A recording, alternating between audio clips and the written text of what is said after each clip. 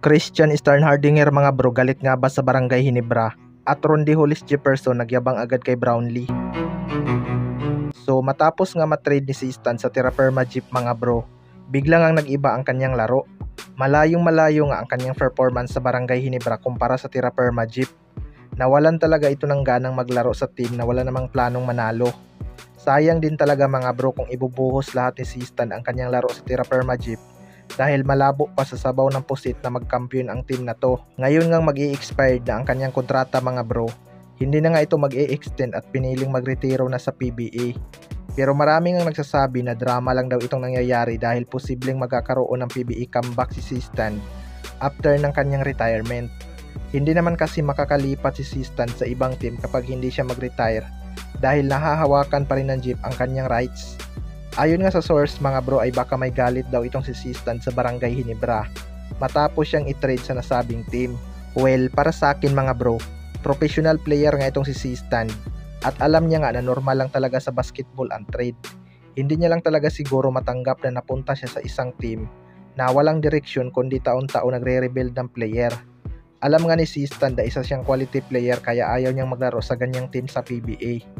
Sa kabilang banda naman mga bro, Rondy Hollis Jefferson nagyabang kay Justin Brownlee. Ito nga si RHG ang bagong rival ni Justin Brownlee mga bro. Mukhang magiging residence import na rin ito ng TNT Tropang Giga. 2 beses niya ngang naagawan si Justin Brownlee sa Beast Import Award at kampyonato kaya gano'n na lang din kagigil si GB makabawi sa kanya.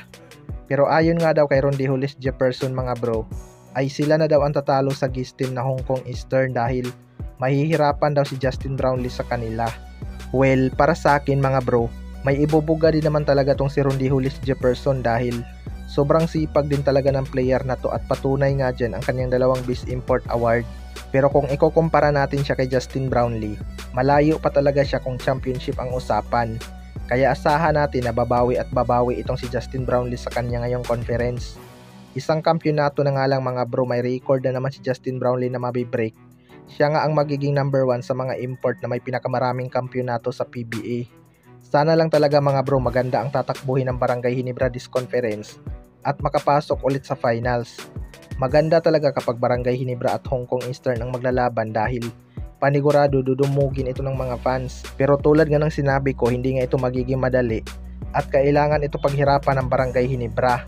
Kaya abangan na lang natin kung makakabawi na ba si Justin Brownlee ngayong Commissioner's Cup. Kayo mga bro, ano masasabi nyo tungkol dito?